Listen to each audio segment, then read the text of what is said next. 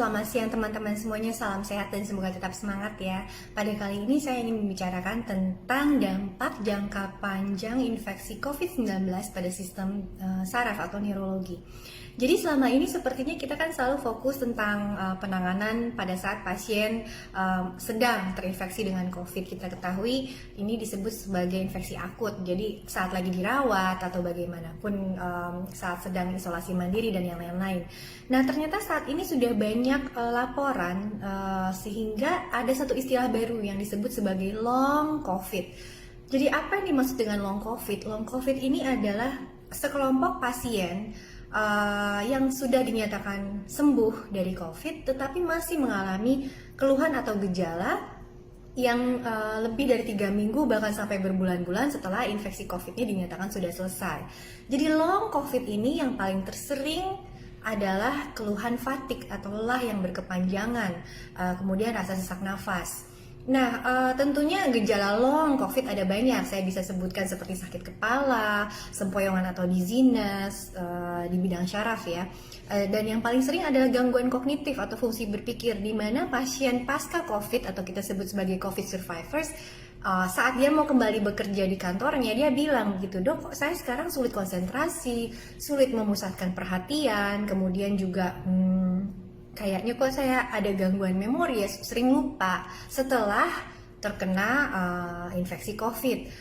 Jadi memang long COVID ini sudah mulai banyak nih dibicarakan. Nah, termasuk juga untuk kami para tenaga medis supaya lebih aware terhadap kelompok long COVID ini.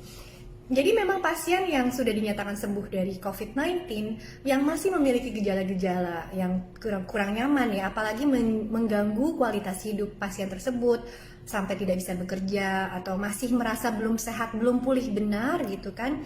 Memang sebaiknya memeriksakan diri lebih lanjut ke dokter yang menangani. Nah, saya akan bahas mengenai dampak jangka panjang long COVID secara spesifik di bidang neurologi. Itu ada satu istilah yang disebut sebagai PCNS atau Post-COVID Neurology Syndrome. Jadi sekumpulan gejala neurologi di bidang syaraf yang terjadi dan masih dirasakan oleh pasien lebih dari 3 minggu, bisa berlangsung berbulan-bulan. Nah, PCNS ini atau sisa infeksi COVID gitu ya di bidang syaraf paling sering tentunya tadi saya disebutkan sakit kepala, sempoyongan kayak vertigo, kemudian ininya gangguan penghidupannya masih menetap, masih belum bisa terlalu membawi bau-bau tertentu atau pengecapannya terganggu. Dan yang saya mau jelaskan di sini mungkin yang tadi brain fog ya, merasa ada kesulitan memusatkan perhatian. Jadi dia saat mau bekerja atau kembali bersekolah, school from home of course, dia sulit melakukan itu. Nah, hal-hal ini sebaiknya ditindaklanjuti oleh teman-teman sekalian COVID survivors gitu. Yang saya mau jelaskan bahwa ternyata teman-teman infeksi COVID kan sebenarnya suatu hal yang baru ya. Wabah ini is a new thing for all of us, termasuk soal virusnya sendiri. Dan sekarang nih ternyata virus ini berdampak gak cuman saat lagi dirawatnya atau lagi lewat isolasi mandiri, tetapi virus COVID juga bisa memberikan dampak kesehatan jangka panjang. Tapi yang tadi saya bilang, apakah kita terus akan bernegatif thinking gitu kan? Karena negatif thinking juga nggak bagus, bikin stres dan daya tahan tubuh menjadi turun. Nah, kenalilah bila memang ada keluarga kita atau teman kita atau bahkan kita sendiri yang pernah diagnosis COVID positif atau bagaimanapun juga yang kemudian sudah dinyatakan sembuh tetapi masih mengalami gejala-gejala yang kurang nyaman atau apapun, maka periksakanlah ke dokter yang menangani teman-teman sekalian.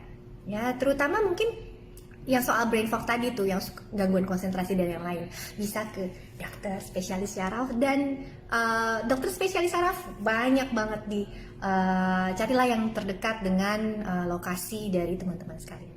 Terima kasih, ingat bahwa please stay safe at all time.